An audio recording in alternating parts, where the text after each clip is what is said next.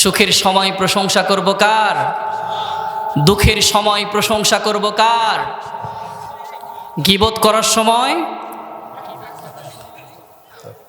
প্রত্যেকটা মুহূর্তে যে কোনো পর্যায়ে জীবনে সুস্থ আছেন, এখন পর্যন্ত শ্বাস প্রশ্বাস চলছে, এখন পর্যন্ত খাবার ভক্ষণ করতে পারছেন, প্রত্যেকটা মুহূর্তে সেজন্য নিঃশ্বাসটা ঠিক রাখার জন্য আমাদের প্রত্যেকটা মুহূর্তে প্রশংসা করতে হবে কার? খাবারের সময় প্রশংসা করতে ঘুমানোর সময় প্রশংসা করতে হবে কার? প্রত্যেকটা মুহূর্তে একমাত্র আল্লাহর প্রশংসা করতে হবে। পরিবারে অশান্তি, টাকা পয়সা নাই, যে কোনো পর্যায়ে আপনি এমনভাবে হতাশাগ্রস্ত হয়ে গিয়েছেন, একজন জিজ্ঞেস করেছে আপনি কেমন আছেন, আপনি সরাসরি তখন বলে দেন আলহামদুলিল্লাহি আলা কুল্লি হাল, আল্লাহ যে হালে রেখেছেন অনেক ভালো আছি। কখনোই বলা যাবে না যে না আমি ভালো নাই। আল্লাহ কাউকে কষ্ট দিয়ে পরীক্ষা করেন, কাউকে সুখ দিয়ে পরীক্ষা করেন, প্রতিটা মুহূর্তেই সেজন্য প্রশংসা করতে হবে কার? প্রাণপ্রিয় গ্রামবাসী, আপনাদেরকে বলতে চাই, জীবনে যতদিন বেঁচে থাকেন, যতদিন আল্লাহ শ্বাস প্রশ্বাস রাখেন, প্রত্যেকটা মুহূর্তে যখনই কষ্ট পড়েছে, সমাজের মানুষ দেখতে পাচ্ছে না, যে কোনো পরিবেশে আপনি যখনই আপনাকে জিজ্ঞেস করা হয়েছে কেমন আছেন, আপনি দীর্ঘ একটা শ্বাস নিয়ে আসমানের দিকে তাকিয়ে আপনি বলবেন আলহামদুলিল্লাহ। এতটুকু আপনি হয়তো জানেন না, এই আলহামদুলিল্লাহর উপরেই পুরা পৃথিবীটাকে আল্লাহ আলোকিত করেছেন। সুবহানাল্লাহ বলেন। বিশ্বনবী যখনই জন্মগ্রহণ করেছিলেন, মা আয়েশা, মা আমেনা নিজে বলেছেন, আমার সন্তান যখনই ভূমিষ্ঠ হলেন, মাত্র 1 মিনিট বয়স হয়েছে, সন্তানের বয়স 1 মিনিট হয়েছে, সেই সন্তান পেট থেকে পরেই সরাসরি সেজদায় চলে গেলেন, দীর্ঘক্ষণ সেজদা করলেন। সেজদা করার পরে তিনি অনেকক্ষণ পরে সেজদা থেকে উঠে আসমানের দিকে তাকিয়ে শাহাদুত আঙ্গুলিটা তুলে, যেই সন্তানের কথা বলার এখন পর্যন্ত ক্ষমতা হয়নি, সেই সন্তান দীর্ঘক্ষণ সর্বপ্রথম সেজদা করেছেন। এরপরে আসমানের দিকে শাহাদুত আঙ্গুলিটা তুলে তিনি সেদিন বলেছিলেন আলহামদুলিল্লাহি কাসীরা ওয়া সুবহানাল্লাহি ওয়া বুকরাতা ওয়া আসীলা। আল্লাহ তাআলা নবীকে ডাক দিয়ে বলছেন, হে রাসূল, আপনি যেদিন পৃথিবীতে ভূমিষ্ঠ হয়েছিলেন সেই দিন যদি আপনি আলহামদুলিল্লাহ না বলতেন, তাহলে আমি এই পৃথিবী কোনোদিন আলোকিত করতাম না। জোরে বলি সুবহানাল্লাহ। আল্লাহ তাআলা আরো বলেছেন যে বান্দা তুমি যখন প্রশংসা করো, যখন দুঃখ চলে আসে, কষ্ট চলে আসে, পাহাড় সমান কষ্ট আপনাকে গ্রাস করে ফেলেছে, ঠিক সেই মুহূর্তে যদি আপনি আল্লাহর কাছে আলহামদুলিল্লাহ বলেন, আল্লাহ বলছে আমার বান্দা যখন দুঃখের সময় পড়ে আলহামদুলিল্লাহ বলে, তখন আমার আরশের খুঁটি পর্যন্ত কেঁপে কেঁপে ওঠে। জোরে বলি সুবহানাল্লাহ। বিশ্বনবী আলোচনা করছেন, বলা করে বিশ্বনবী বললেন যে একবার আলহামদুলিল্লাহ পড়লে আল্লাহ মিজানের পাল্লাটা ভরপুর করে দেয়, আর যদি একবার কোনো ব্যক্তি মন থেকে আলহামদুলিল্লাহ বলে, আল্লাহ সাথে সাথেই মিজানের পাল্লাটা তার জন্য ভরপুর করে দেয়। জোরে বলি সুবহানাল্লাহ। একজন সাহাবী দাঁড়িয়ে গিয়েছেন, বলছে ইয়া রাসূলুল্লাহ, আমি একবার আলহামদুলিল্লাহ বললে যদি আল্লাহ মিজানের পাল্লাটা ভরপুর করে দেয়, তাহলে আমি একবার নয়, আমি 1000 বার আলহামদুলিল্লাহ বলবো, আল্লাহ এত নেকি কই রাখবে? সুবহানাল্লাহ বলবেন না? বিশ্বনবী তখন বলছেন, তোমার পকেটে যখন টাকা ভর্তি হয়ে যায় তুমি কই রাখো? ইয়া রাসূলুল্লাহ, আমি থলেতে রাখি। এরপরে কই রাখো? ইয়া রাসূলুল্লাহ, অন্য অন্য জিনিসের মধ্যে রাখি। তখন আল্লাহ বলছে, যদি বান্দা একবার আলহামদুলিল্লাহ বলে, আমি তার জন্য মিজানের পাল্লাটা ভরপুর করে দিই। যখন বান্দা বারে বার একের অধিক বলতে থাকে, তখন আমি তার জন্য মিজানের পাল্লাটা প্রসারিত করে দিই। জোরে বলি সুবহানাল্লাহ। এই জন্য প্রত্যেকটা মুহূর্তে জীবনে যে কোনো পর্যায়ে চলে এসেছে, প্রত্যেকটা মুহূর্তে প্রশংসা করতে হবে কার? আল্লাহ। আইয়ুব আলাইহিস সালামের নাম শুনেছেন? আইয়ুব আলাইহিস সালাম আমার মতো ইয়াং বয়স যখন উপনীত হয়েছে, তখন তিনি লুঙ্গি পরে গোসল করতে যাচ্ছিলেন। লুঙ্গি পরে, ইয়াং, তখন কিন্তু গরিব ছিলেন। তখন তিনি সামনে যখনই গিয়েছেন, গোসল করতে গিয়েছে, হঠাৎ করে আসমান থেকে স্বর্ণের টুকরাগুলো তার সামনে পড়ে গেলেন। আইয়ুব আলাইহিস সালাম তখন এই টুকরাগুলো নিচ্ছেন, একটা করে নিচ্ছেন আর লুঙ্গিতে রাখছেন, আরেকটা নিচ্ছেন লুঙ্গিতে রাখছেন, আরেকটা নিচ্ছেন এমন করে লুঙ্গিতে রাখছেন। তখন আইয়ুব আলাইহিস সালামকে আল্লাহ তাআলা বলছে, হে আইয়ুব, তুমি যে আমার মাল নিলা, তুমি কি আমারে প্রশংসা করেছো? তখন বলছে, আল্লাহ আপনি আমারে মাল দিয়েছেন, আমি প্রশংসা করেছি। তখন আল্লাহ বলছে, তোর প্রশংসা আমার আসমান পর্যন্ত তো আসলো না। আমরা তাফসিরে পড়েছি, তখন আল্লাহ তাআলা বললেন যে তোর প্রশংসা তো আল্লাহর আরশ পর্যন্ত আসলো না। তখন আল্লাহ তাআলা বলছে, আচ্ছা তুই যখন প্রশংসা করবি তখন দীর্ঘ শ্বাস নিয়ে আলহামদুলিল্লাহ বলবি, জোরে সুবহানাল্লাহ বলবেন না? আইয়ুব আলাইহিস সালাম এই মালগুলো নিয়ে চলে গিয়েছেন। যখনই বাড়িতে গিয়েছে, বাড়িতে রওনা দিয়েছে, সামনে যখনই বাড়িতে গিয়েছে তখন এই স্বর্ণের টুকরা পাওয়ার পরে তাফসিরের মধ্যে আমরা পড়েছি, তখন তিনি অনেক ধনী হয়ে গেলেন, অনেক টাকা পয়সার মালিক হয়ে গেলেন, সুন্দর স্ত্রী হয়ে গেলেন, এরপরে হলো ছেলে সন্তান হলেন, ক্ষমতা দিলেন, অনেক টাকা পয়সার মালিক হলেন। এমন করে ৭০ বছর তিনি রাজত্ব করলেন। কত বছর? ৭০ বছর। ৭০ বছর যখন রাজত্ব করলেন তখন আল্লাহ রাব্বুল আলামিন ডাক দিয়ে বলছেন, হে আইয়ুব, ৭০ বছর তুই সুখে ছিলি, প্রত্যেকটা মুহূর্তে আমি আল্লাহ তোর সাথে ছিলাম, কিন্তু সুখের সময় যতবার তুই আল্লাহর প্রশংসা করেছিস, একবারও আমার তোর প্রশংসাগুলো আমার আসমান পর্যন্ত আসে নাই। তুই যখন সুখে ছিলি তখন যতবার আলহামদুলিল্লাহ বলেছিস, একবারও আমার আসমান পর্যন্ত আসে নাই। এরপরে আল্লাহ রাব্বুল আলামিন আস্তে আস্তে করে আইয়ুবের হাতে এরকমভাবে ফোঁড়া দিয়ে দিলেন, আস্তে আস্তে করে ফোঁড়া দিচ্ছেন। মানে এই যে ফোঁড়া হয় না, বড় বড় ফোঁড়া, তাফসিরের মধ্যে পড়েছি, যখন ফোঁড়া হলেন আস্তে আস্তে করে, তখন তিনি দেখলেন যে আমার পুরা শরীর ফোঁড়াতে ভরে গিয়েছে, আস্তে আস্তে করে হাত পচে যাচ্ছে, পুরা শরীর শেষ হয়ে যাচ্ছে আস্তে আস্তে করে। আইয়ুব আলাইহিস সালাম যখন দেখলেন পুরো শরীরগুলো একদম শেষ হয়ে যাচ্ছে, তখন তিনি আস্তে আস্তে দেখলেন যে পরিবারের প্রত্যেকটি মানুষগুলো আলাদা হয়ে যাচ্ছে, সমাজের মানুষগুলো তাকে পর করে দিচ্ছে, সন্তানেরা তার দিকে তাকাচ্ছেও না, পরিবারের সমস্ত কিছু মানুষগুলো তাকে ত্যাগ করে দিচ্ছে। সমাজের মানুষগুলো বলতে থাকলো, আইয়ুব, এই আইয়ুবরে যদি জঙ্গলের মধ্যে না ফেলে আসা হয় তাহলে প্রত্যেকটি মানুষগুলো এর প্রতিবাদ করব, কারণ এর কারণে অন্যান্য মানুষের রোগে আক্রান্ত হয়ে যাবে, সেজন্য প্রত্যেকটি মানুষগুলোকে কি করো, এর আইয়ুবরে ধরে জঙ্গলের মধ্যে রেখে আসো। যখন আইয়ুবরে ধরে জঙ্গলের মধ্যে রেখে আসছে, সন্তান বাবার দিকে মুখ দেয় না, পরিবার তাকায় না, আস্তে আস্তে করে স্ত্রীও তাকায় না। কিছু কিছু তাফসিরের মধ্যে বর্ণনা করা হয়েছে মাঝে মাঝে গিয়েছিলেন, স্ত্রী মাঝে মাঝে গিয়েছিলেন।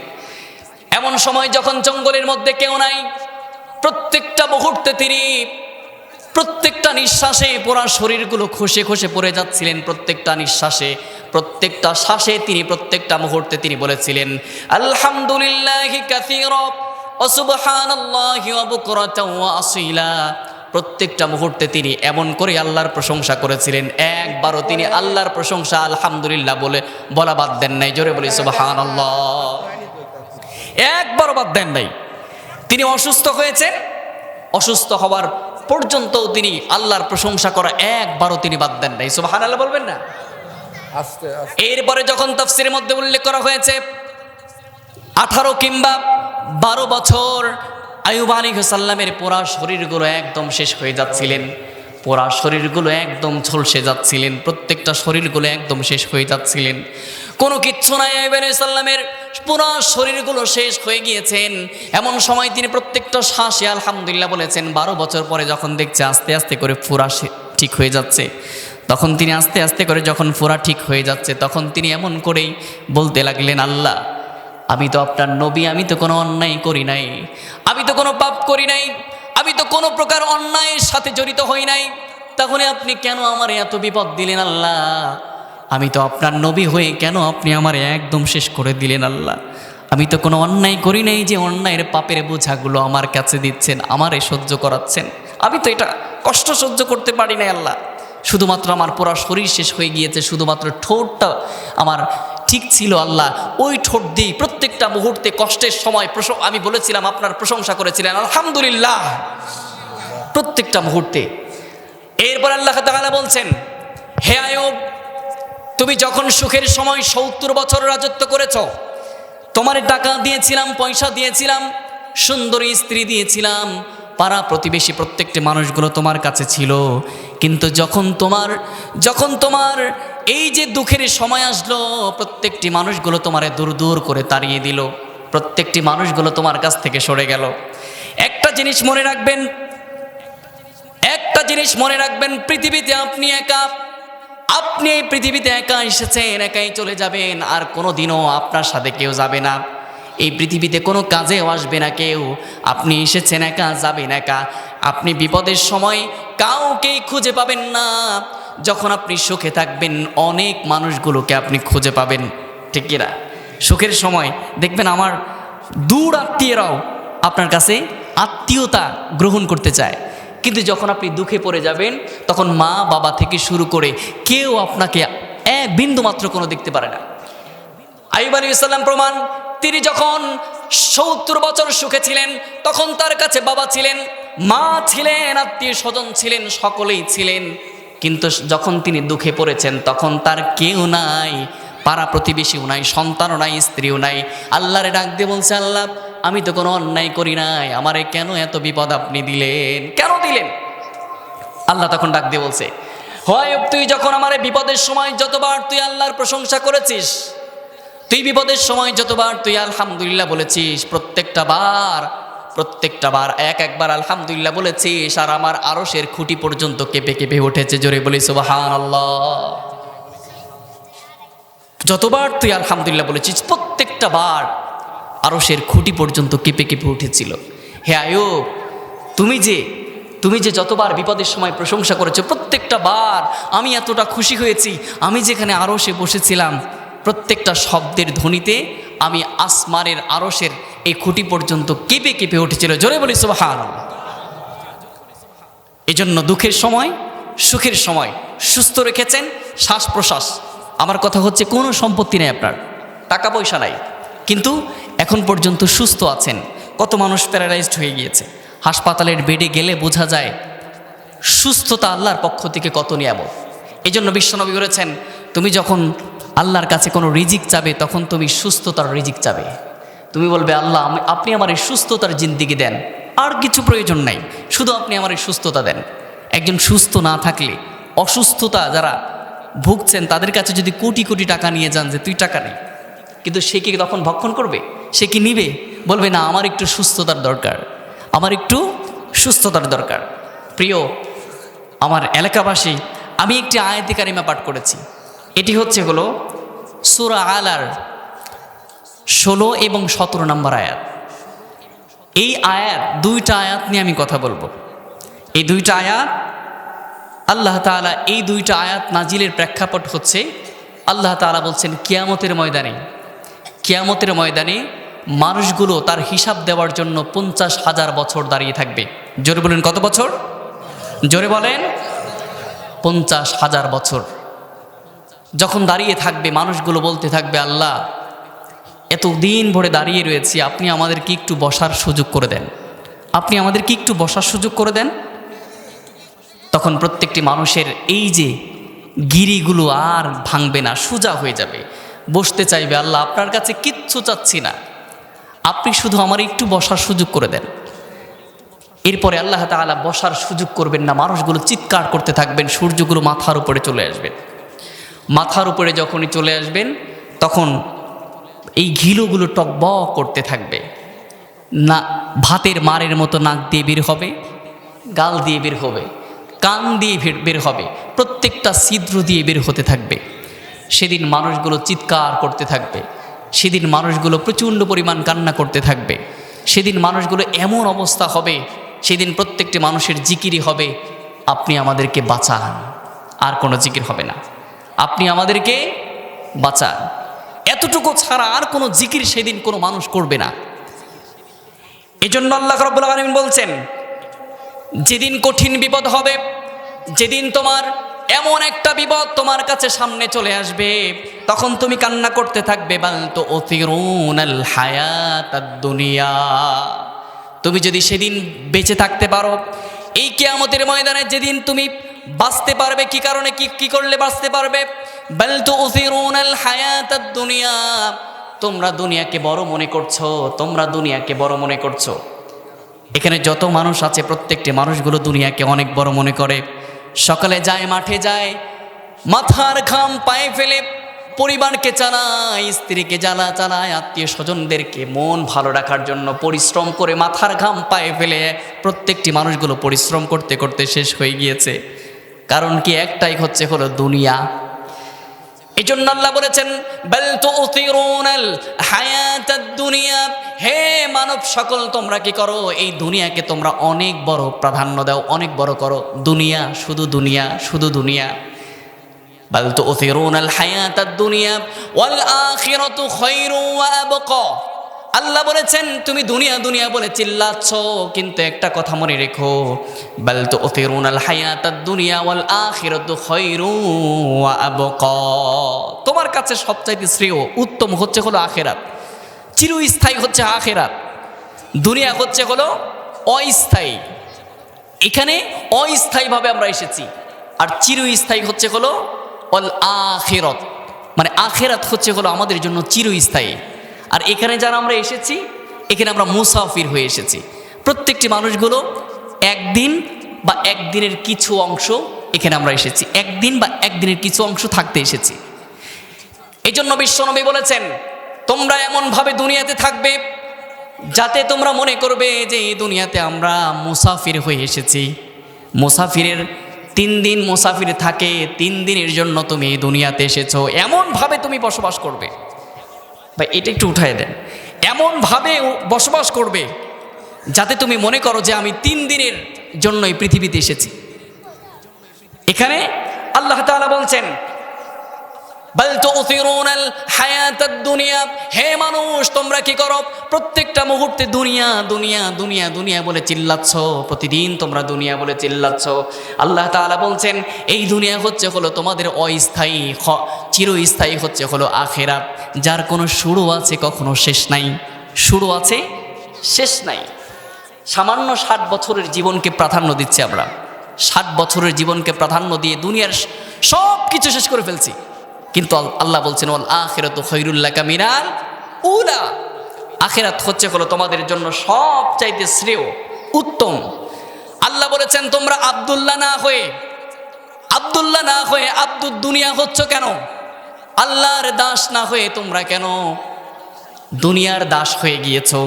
আল্লাহর দাস না হয়ে কেন তোমরা দুনিয়ার দাস হয়ে গিয়েছো? আল্লাহ আমাদেরকে প্রশ্ন করছে তুই কেন আমার জন্য না বেঁচে, আল্লাহর জন্য না বেঁচে কেন তুই দুনিয়ার জন্য বাঁচছিস? এই জন্য আল্লাহ তাআলা বলছে এই দুনিয়া তোমার জন্য কিছু না। ওমাল হায়াতাদ দুনিয়া ইল্লা মাতাউল গুরুর, ওমাল হায়াতাদ দুনিয়া ইল্লা মাতাউল গুরুর। ভাই এইটা একটু উঠায় দেন, ভাই ডাক দেন, এটা একটু উঠায় দেন। ওমাল হায়াতাদ দুনিয়া ইল্লা মাতাউল গুরুর, দুনিয়া হলো ভোগ বিলাসিতা মাত্র। এই দুনিয়া তোমার জন্য কিচ্ছু না, দুনিয়া হলো ভোগ বিলাসিতা। এখানে আপনি এসেছেন, আপনি সাময়িক সময়ের জন্য এসেছেন, আবার আপনি চলে যাবেন, কিছুদিনের মধ্যেই আপনি চলে যাবেন। এজন্য বিশ্বনবী বলেছেন হে মানুষ তোমরা কি করো, তোমরা এই দুনিয়ার জীবনকে প্রাধান্য কখনো দিও না। বিশ্বনবীর কাছে একজন বলছেন ইয়া রাসূলুল্লাহ দুনিয়ার জীবনটা কতটুকু আপনি আমাদেরকে বলেন, দুনিয়ার জীবন কতটুকু আপনি আমাদেরকে বলেন। সাহাবী একজন প্রশ্ন করেছে ইয়া রাসূলুল্লাহ দুনিয়ার জীবন কতটুকু আপনি বলেন। সাহাবী তখন ডাক দিয়ে বলছে হে রাসূল সাল্লাল্লাহু আলাইহি ওয়াসাল্লাম বলছে হে তুমি একটু দাঁড়াও। দাঁড়াইছে একজন সাহাবী বলছে ইয়া রাসূলুল্লাহ দুনিয়ার জীবন কতটুকু? দাঁড়াইছে, তখন বলছে এই পাশে একটা পাত্রের মধ্যে পানি আছে, দেখো এই পানির মধ্যে হাত দাও তো। তখন কি করেছেন সাহাবী পানির মধ্যে হাত ডুবাই দিয়েছে। হাত ডুবাই দেওয়ার পরে বলছে হাতটা তুলো তো। হাতটা তুলেছে। বিশ্বনবী তখন ডাক দিয়ে বলেছেন এই যে 5টা আঙ্গুলের সাথে 5টা ফোঁটা পানি, আঙ্গুলের সাথে 5টা ফোঁটা বা আঙ্গুলে পানি লেগে আছে, এটা কি তোমার লেগে আছে কিনা? মানে হাত দিছে তুলেছে, যখন আমি হাত দিছে তুলেছে তখন আমাদের পানি লেগে থাকবে না এখানে? তখন আর বিষ্ণু সাল্লাল্লাহু আলাইহি ওয়াসাল্লাম বলছে তুমি কি দেখছো না তোমার এই 5টা আঙ্গুলের সাথে 5টা ফোঁটা আঙ্গুলে পানি লেগে আছে? তখন সাহাবী বলছেন, হ্যাঁ আমার পাঁচটা আঙ্গুলের সাথে পাঁচটা ফোঁটা পানি লেগে আছে। বিশ্বনবী তখন ডাক দিয়ে বলছেন যে একটা ফোঁটা আঙ্গুলের পানি হচ্ছে তোমার দুনিয়ার জিন্দেগি, একটা ফোঁটা আঙ্গুলের পানি হচ্ছে তোমার দুনিয়ার জিন্দেগি। আর 4টা ফোঁটা আঙ্গুলের পানি রয়ে গিয়েছে সমুদ্রের মধ্যে, কত শত পানি রয়েছে, এটা হচ্ছে তোমার আখিরাতের জিন্দেগি, এটা হচ্ছে তোমার আখিরাতের জিন্দেগি। সামান্য দুনিয়ার জিন্দেগি কি? একটা ফোঁটা আঙ্গুলের পানি। বিশ্বনবী উদাহরণ দিচ্ছেন। একজন সাহাবী আবার দাঁড়িয়ে গেলেন, ইয়া রাসূলুল্লাহ আমাদের জীবনটা কতটুকু, এই দুনিয়ার জীবনটা কতটুকু আপনি বলেন। তখন বিশ্বনবীর কাছে যখন এই কথাটা যখন বললেন, তখন সঙ্গে সঙ্গে তিনি বলছেন, বিশ্বনবীর কাছে যখন সাহাবী জিজ্ঞেস করলেন, তখন বিশ্বনবী বলছে, তুমি বলো তো তোমার জীবন কতটুকু। তখন ওই সাহাবী বলছে, ইয়া রাসূলুল্লাহ আমি জোহরের নামাজ পড়েছি, নামাজটা শেষ করতে পারবো কিনা এতটুকু আমার জীবনকে মনে করি। আমি জোহরের নামাজটা পড়েছি, এটা কি শেষ হবে কিনা এটা আমি আমার জীবনকে মনে করি। তখন বিশ্বনবী ধমক দিয়ে বলছেন, হ্যাঁ তুমি কেন এত বড় তোমার জীবনকে মনে করো, কি কারণে তুমি তোমার জীবনকে এত বড় মনে করো তুমি বলো। তখন আলীকে ডাক দিয়ে বলেন, হে আলী তুমি বলো তো তোমার জীবন কতটুকু। তখন আলী রাদিয়াল্লাহু তাআলা আনহু বলছেন, আমি ইয়া রাসূলুল্লাহ আমি জানি না, আপনি এবং আল্লাহর রাসূলই, আল্লাহ এবং আল্লাহর রাসূলই ভালো জানেন, আল্লাহ এবং আল্লাহর রাসূলই ভালো জানেন। তখন বিশ্বনবী সাল্লাল্লাহু আলাইহি ওয়াসাল্লামের কাছে যখন জিজ্ঞেস করছেন, বিশ্বনবী বলেছেন, ডান হাতে সালাম ফিরেছ, বাম হাতে সালাম ফিরতে পারবে কিনা, এতটুকু হচ্ছে তোমার দুনিয়ার জিন্দেগি, এতটুকু তোমার দুনিয়ার জিন্দেগি। আল্লাহ রাব্বুল আলামিনের জন্য বলছেন, আলহাকুমুত তাকাসুর হাত্তা যুরতুমুল মাকাবির, দুনিয়ার প্রাচুর্যের মহচ্ছন্ন প্রতিযোগিতা তোমাদেরকে অন্ধ করে রেখেছে। আলহাকুমুত তাকাসুর, দুনিয়ার প্রাচুর্যের মহচ্ছন্ন প্রতিযোগিতা, তার মানে দুনিয়ার টাকা পয়সা আমাদেরকে অন্ধ করে রেখেছে। হাত্তা যুরতুমুল মাকাবির, যেদিন তুমি কবরের মধ্যে যাবে, যেদিন তোমার কবরের মধ্যে যাওয়ার পরে যখন কবরের মাটিগুলো ভেঙে ভেঙে গালের মধ্যে পড়ে যাবে, সেদিন দুনিয়ার সব কিছু চাওয়া পাওয়া বন্ধ হয়ে যাবে, সব চাওয়া পাওয়া বন্ধ হয়ে যাবে। আল্লাহ নিজে বলেছেন, দুনিয়ার পিছে তোমরা ছুটছ, সব ছোটাবাদ হয়ে যাবে। যেদিন তুমি কবরের মধ্যে যাবে, সেদিন কবরের মধ্যে যাওয়ার পরে যখন উপর থেকে মাটি পরে পরে তোমার মুখের মধ্যে পড়ে যাবে, সেদিন আর কোনো কিছু চাইতে পারবে না, আর কোনো কিছু চাইতে পারবে না। সেদিন সব চাওয়া পাওয়া বন্ধ হয়ে যাবে। গাড়ির মধ্যে মাটি গেলে আর সম্পত্তি চাইবেন, টাকা পয়সা চাইবেন, কোনো কিচ্ছুই সেদিন আর চাইতে পারবে না। এই জন্য আল্লাহ বলছে, তোমরা দুনিয়ার পিছনে ছোটো না। এই দুনিয়া হচ্ছে হলো, একটা জিনিস মনে রাখবে, এই দুনিয়া হচ্ছে হলো কচু পাতার পানি। যেমন করে কচু পাতার উপর পানি দিলে সাথে সাথে গলে চলে যায়। মানুষ তোমরা কি কখনো কল্পনা করেছ এই দুনিয়ায় সামান্য কিছুদিনের জন্য এসেছো, আবার তুমি কিছুদিন পরে আবার চলে যাবে। তোমার কাছে এই দুনিয়া নয়, তোমার কাছে এই দুনিয়া নয়, তোমার কাছে সব চাইতে শ্রেয় হচ্ছে হলো আখেরাত, তোমার কাছে সবচেয়ে উত্তম হচ্ছে হলো আখেরাত।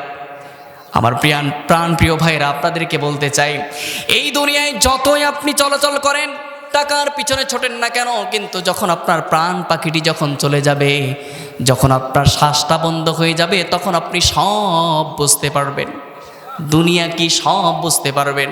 এজন্য আলী রাদিয়াল্লাহু তাআলা আনহু বলেছেন, দুনিয়াতে 3টা জিনিস কাজে লাগে। 1 হচ্ছে হলো সম্পদ, 2 হচ্ছে হলো পরিবার, 3 হচ্ছে হলো আমল।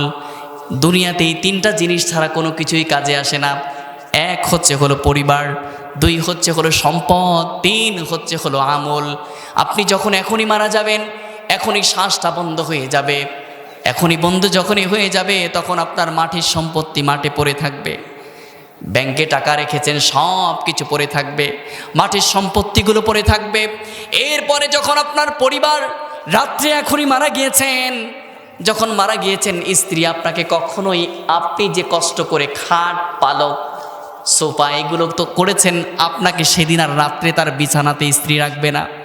আল্লাহর কসম করে বলছি, প্রত্যেকটি মানুষগুলো যদি ঘুমায় যায়, আপনাকে যদি বলা হয়, আপনার স্ত্রীকে যদি বলা হয়, আপনার স্বামী তো এতদিন তোমার জন্য পরিশ্রম করেছে, তুমি কি করো, আজকে স্বামীরে আজকের রাতের মতো বিদায় দিয়ে দিবেন, আজকে কাছে রাখো, আজকে কাছে রাখো, আজকে কাছে রাখো। আল্লাহর কসম করে বলছি, একাকিত্ব যদি কোনো স্ত্রীকে বলা হয়, ওই স্ত্রী বলবে, আমার সম্ভব নয়, আমার সম্ভব নয়। নিজের মনের মধ্যে ভয় পোষণ করবে, কারণ আপনি শুয়ে আছেন, সারা রাত আপনি একা পাহারা দিচ্ছেন। যেই পাহারা দেয়, লাশ দেখে প্রত্যেকটি মানুষ ভয় পায়। তার মানে স্ত্রী কি করবে, সেদিন থেকে সকালে আপনাকে বিদায় দিয়ে দেবে। আপনি যে সন্তানের জন্য পরিশ্রম করেছেন সেই সন্তান কবর পর্যন্ত যাবে।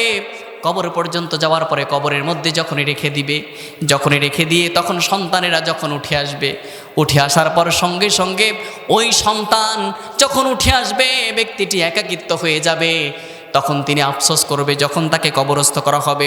বুখারীর মধ্যে আমরা পড়েছি, কবরস্থ যখনই করা হবে, যখন অন্ধকারাচ্ছন্ন পরিবেশ, সাথে সাথে আল্লাহ কি করবেন, কুলির রূহু মিন আমরি রব্বি, কুলির রূহু মিন আমরি রব্বি। যখন আপনি কবরের মধ্যে যখন একাকিত্ব থাকবেন, সাথে সাথে কুলির রূহু মিন আমরি রব্বি, আল্লাহর পক্ষ থেকে রূহটা ভিতরে ঢুকাই দেওয়া হবে। যখনই রূহটা ঢুকাই দেওয়া হবে সাথে সাথে আপনি এরকমভাবে সাথে সাথে চোখ খুলে যাবে। সাথে সাথে যখন চোখটা খুলে যাবে তখন আপনি কি করবেন, আস্তে করে বামে হাত দিবেন। যখনই বামে হাত দিবেন তখন মাটি, ডানে যখন হাত দিবেন তাও মাটি, সামনে হাত দিবেন তাও মাটি, উপরে হাত দিবেন বাঁশের খাবাশিস, পিছনে হাত দিবেন মাটি। কেড়ে আমরা বুখারীর মধ্যে পড়েছি। তখন ওই ব্যক্তিটি কী করতে থাকবে, তখন ওই ব্যক্তিটি মনে করবে যে আমি স্বপ্ন দেখছি। তখন তিনি এমন করে ঘরে শুয়েছিল, হঠাৎ করে বাল্ব দিতে হবে, কেরে কারেন্ট চলে গিয়েছে নাকি, তখন এমন করে মনে করবে। বুখারীর বর্ণনা। তখন তিনি যখন কাউকেই পাবে না, অন্ধকারাচ্ছন্ন কবর, তখন তিনি বলবে মা। বুখারীর বর্ণনা, বিশ্বনবী বলেছেন তখন তিনি বলতে থাকবে মা, এমন করে ডাক দিবে। মাকে প্রথম ডাক দিবে, এরপরে বাবাকে ডাক দিবে বাবা। এরপরে আপনি যে স্ত্রীর জন্য করেছেন বলবেন স্ত্রী কই, অন্ধকার কেন, কারেন্ট চলে গিয়েছে নাকি। সন্তানকে ডাক দিবে, এমন জোরে জোরে ডাক দিবে, ও সন্তান কই, ছোট্ট একটি ঘরের মধ্যে আমাকে রাখা হয়েছে, কই তুমি আমারে খুলে দাও, কই আমারে খুলে দাও। সাথে সাথে কেউ সেদিন কোনো সারা শব্দ আসবে না। যখন তিনি বুঝতে পারবে ক্যারে আমার তো মৃত্যুর সময় বা মৃত্যুবরণ করে ফেলেছে আমি। বুখারীর মধ্যে বলা হয়েছে তখন ওই ব্যক্তি এমনভাবে চিৎকার দেয়, বিশ্বনবী বলেছেন এমন জোরে চিৎকার দেয়, ওই চিৎকারের আওয়াজ শুধুমাত্র মানুষ ছাড়া প্রত্যেকটি প্রাণীগুলো শুনতে পান। বিশ্বনবী বলেছেন যে চিৎকার দেওয়া হয়, এই মৃত ব্যক্তির যে চিৎকার দেওয়া হয়, এই চিৎকারটা যদি কোনো মানুষ যদি শুনতে পেত, সাথে সাথে বেহুশ হয়ে পড়ে যেত, মানুষগুলো স্থির হয়ে দাঁড়ায় থাকতে পারতেন না। আমাদের চরভবানীপুর গোরস্থানে কত মাইয়াত শায়িত রয়েছে, প্রত্যেকটা মাইয়াতের যে অবস্থা হচ্ছে কবরের মধ্যে, যদি আওয়াজটা আপনি শুনতে পেতেন, কান্নার আওয়াজ শুনতে পেতেন, ওইখান থেকে এইখানে বসে থাকার কোনো সময় হতো না, আপনি বসে থাকতে পারতেন না, একটা মানুষ বসে থাকতে পারতো না। বিশ্বনবী এই জন্য বলেছেন যদি কোনো মানুষ মৃত ব্যক্তির কান্নার আওয়াজ শুনতে পেত, তাহলে মানুষ কোনো দিন এই পৃথিবীতে স্থির হয়ে দাঁড়িয়ে থাকতে পারতো না। আল্লাহ তাআলা এটা রিপিট করে বলেছেন, আমি মানুষগুলোর দুইটা পর্দা দিয়েছি, এক হচ্ছে হলো কানে পর্দা দিয়েছি, মানুষ সব কিছু শুনতে পাবে। এই পাশ থেকে আমাকে যদি কেউ ডাকাডাকি করে, এই পাশ থেকে যদি কেউ ডাকাডাকি করে, সামনে থেকে ডাকাডাকি করে, সব শুনতে পাবো। কিন্তু যখন কবরস্থ ব্যক্তি যখন চিৎকার করে করে আপনারে আমারে ডাকাডাকি করে, তখন কোনো ব্যক্তি এখানে এই কানে পর্দা দেওয়া আছে, মৃত ব্যক্তির কান্নার আওয়াজ ছাড়া সব কিছু এই কানে শোনা যায়, সব কিছু শোনা যায়।